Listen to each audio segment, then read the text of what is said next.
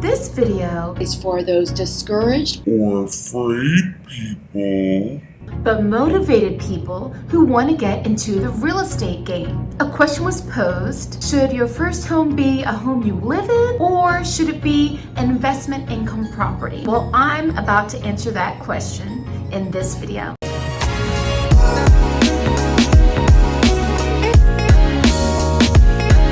Lila, let's talk. This is Lila Talks. I talk about a variety of things, but most importantly, I want to empower you to reach your goals in anything you do, whether it's makeup and beauty, whether it's buying your first home. I think we have the power within ourselves to make anything happen, but we have to put in that work. We have to be thoughtful and smart about it. So if you want to learn more about some of the things that I talk about on my video, make sure you hit the subscribe and all these buttons here to stay more informed and in tune with my Lila Talks videos.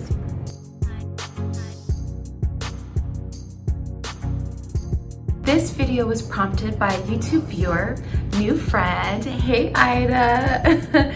Thank you so much for your question, because as I continue to grow the content on my channel, I need your help. Please help me, guide me in figuring out what I should talk about. Well, her and I were going back and forth on YouTube, you know, a little virtual chat. And I was like, okay, what other videos would you like me to talk about? So she asked, choosing a neighborhood, the difference between owning your first home, first income property. Can you have both? If so, in what order? Can you take out a loan on an income property after you've taken a loan on a personal home? So these are all really great questions. Regarding choosing a neighborhood, I think I'm gonna make that a future topic because there's so much that goes into that, you know. So Ida's question comes from my first video. I bought my first home at 25 years old. That has some great tips on how you can prepare yourself financially as well as mentally to buy your first home. Okay, so let's get into it. Lila, let's talk.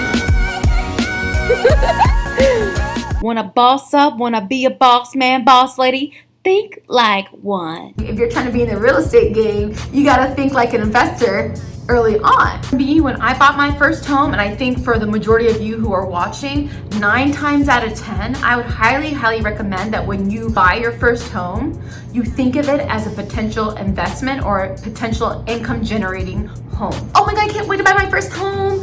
It's gonna be so cute. I can't wait to decorate it. I can't wait to have my housewarming, have my friends over. Great. Slow down and think about, okay, well, not just now, but a year or 2, 3, 4, 5 years from now, how easy would it be to rent out my place? How easy would it be to sell my home? Will my home appreciate quickly? Let's go ahead and get that house. Coulda, shoulda, woulda, but what? I think a big reason that people are afraid of buying a home is they're concerned that it's gonna tie them down in that area. They're afraid that they can't move or go anywhere. Think about it, when you rent, you usually have to sign up for a lease. Unless you're doing month to month, it's usually a year. And that's usually the standard amount of time that you should live in a home when you buy your first home, regardless of what you want to do with it. Or the rent or the mortgage is gonna be too expensive. I don't know about you guys, but in the area of Washington, DC, it's already kind of expensive. And so if you can find a mortgage that's comparable to what you're paying now, and whether you have a roommate or not, or it might be even cheaper, you may not even realize that until you kind of go through this process. And the other thing I would suggest is don't worry about you possibly moving, not moving. Think about the present moment, okay? And even if you do move, that's okay. That's what I did. When I moved from DC to LA, I rented out my place. I wasn't thinking about that when I first bought it. I always had in mind that if I ever changed jobs, changed locations, that I could rent out my place, right? And that's the difference. Whether you plan for it or not, you never know where life is gonna take you. And you wanna be able to have a flexible lifestyle. And by doing that, you have to make smart, strategic decisions. And so that's what these key steps are about.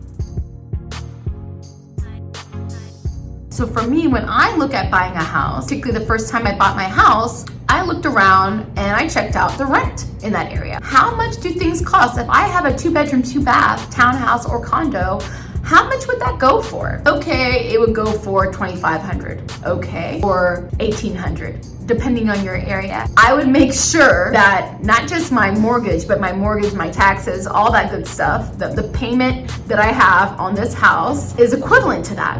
right? And if it's not, that's okay. If I have to come out of pocket $100, $200 difference, will I be okay with that? Is that something that I can handle financially? You want to make sure that your mortgage payments is somewhat equivalent to the rent prices in that area. All right, so Ida's first question was the difference between owning your first home and an income property. I think I know what she meant by that, but I have to let you know, my first home was an income generating property. The first day I moved in, even before that, I already lined up a roommate. So I was generating income. And so I think my mortgage was close to maybe $1,800 and I rent out my basement for $1,000. So right there, I'm paying only $800, not including anything else, for my part of living in my home. So it was income generating. Yes, you can't have a first home be an income generating property in my example that I gave you. But I think her question was more so related to homes where you don't live in and it's purely just investment property. But her other question was, well, if so, in what order? I know a lot of people are excited to get an investment property. Even before they get a first property, they're just like, yes, invest. Like, I'm trying to be on that hustle. I'm trying to have like all these homes.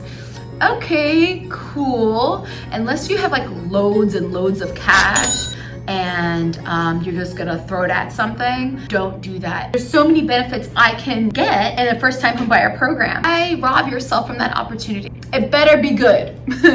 There better be a good reason for it. And one reason that I can think of is buying a home you can afford is so difficult, and therefore you have to buy a home in your price range that is in an area that you may not prefer to live in. And so that's the only thing I can think of at the top of my head where you would buy an investment property first prior to buying a first home property that you would live in. I highly recommend that your first home is a property that you actually live in. And here's why. There are a lot of city, state, and federal first-time home buyer programs. And don't be scared or overwhelmed like, oh, I only make, $40,000 or $50,000. I don't have a lot of money in my bank. Guess what? There's a lot of places that will help you with the down payment. You can buy a home. You just have to put some intention and research some things, just a little bit. It will get you really far in life. Here, I can show you. We can literally do a quick Google search. Okay. And I'm gonna search Arlington, Virginia, first-time home buyer program. Okay, and boom, what do we see? And we see housing.arlingtonva.us talks about the housing division and how to help first-time home buyers. Boom, right there.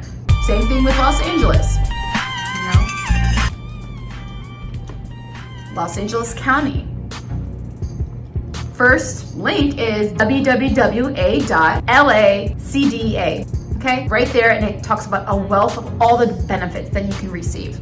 There are so many first-time home buyer programs, and it's up to you to do your research, just like what I did just now, to learn and understand how you can qualify. Think about what the mortgage lender are thinking. When you buy a home that you're gonna live in, they're gonna think, you know what, that's less risky of you bailing out and not paying my money because you need a roof over your head and you need to make sure that you pay for your bills on time. Versus an investment property, let's say you can't rent it out. Let's say you didn't get the construction that you needed in order to fix it up to a certain level of standard that you could rent it out. And so there's a lot of, riskier issues there, and you don't live in there, so they're like, oh, you probably even care about it that much. If you become delinquent, it's not that big of a deal. We're not like that. We're responsible individuals. I get that. I know you kind of, sort of. I figure since you're watching this video, you're, somewhat responsible in wanting to buy a home. But anywho, they see a first-time home buyer living in their home as less risky. Therefore, you get a lot of benefits. You get a better interest rate. It's usually lower down payment. Sometimes these first-time home buyer programs will assist you in that down payment. Yeah, they'll actually help you. Sometimes you'll get tax breaks. And with a conventional loan, when I say, you'll have a lower interest rate, it's about 3 to 5% down payment. But if you just said out the gate, I'm gonna invest in property that I don't wanna live in, you don't get those benefits. You don't get all these assistance. No one's gonna help you out and pay for your down payment in a certain way. Your interest rate's gonna be higher, for sure. Your down payment is definitely gonna be higher. I'm telling you, if you live in your first home, it is about 3 to 5% down payment. If you were just to flat out just invest in the home, regardless if it's your first time or not, they don't care. If you're gonna invest in a home, the down payment is between 20 to 25%. So let me give you a quick breakdown. Let's assume it's $100,000 loan. 20% of that is $20,000. Now let's assume it's $200,000. That's $40,000. Let's assume it's $300,000. In this area, that's usually kind of how much things cost, regardless if it's a condo, townhouse. $300,000 is $60,000. Yeah, cash. That means that you need to have that money in your bank. Boom, right there. That's not even including closing costs. That's just straight off of the down payment. So you have to have a lot of money in cash for that to be your first time. The other thing I want you to consider is sometimes young adults will say, you know what, well, I want to go in and buy a house with my friend.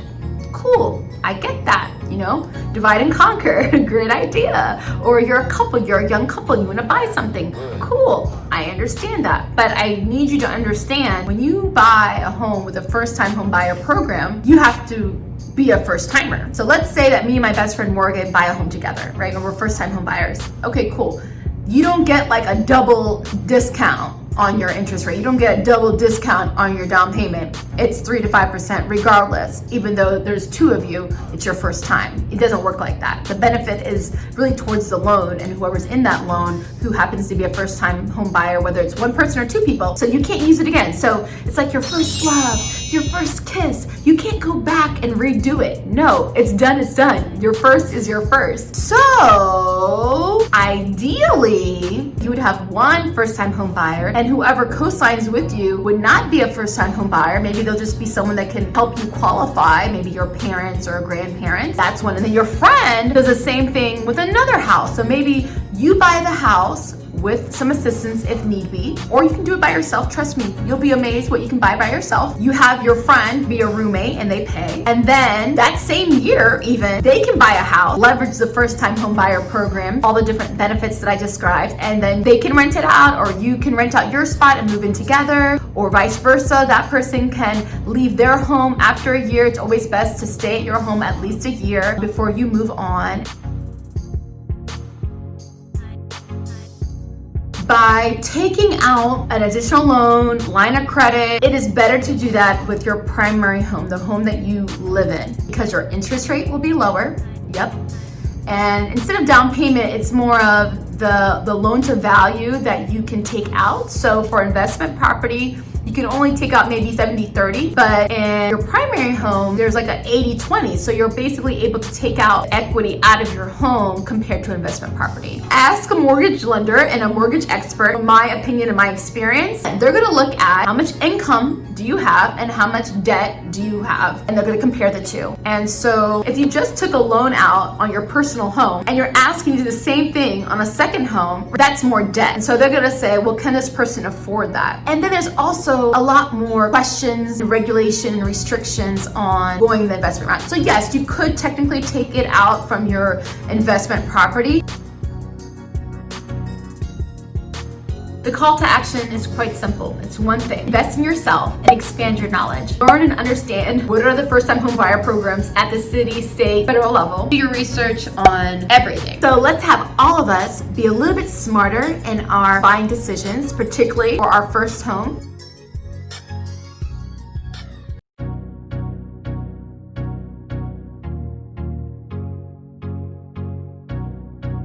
This came from my Lila's Monet video where I demonstrate my very sophisticated art skill. My favorite artist, it is Claude Monet, and specifically his water lilies. And my love for art and my love for his artwork really came as a child. My mother's sister, Auntie Tananya, she used to give me books about art, and we would go through it at bedtime when she used to live with us. Learning and embracing the beauty of art is something that she instilled in me, and so I appreciate that that. Wow, thank you, Auntie. And so that is my favorite painting artist. That's all I have for you guys. I hope that was helpful. If you want more real estate videos, please add your comments below. I'm pretty engaging and it's very helpful. Please share this video if you think it's gonna help other people. Oh, and by the way, I just learned that YouTube has an area called playlists, and so I plan to collect all my real estate videos in one concentrated playlist. All right.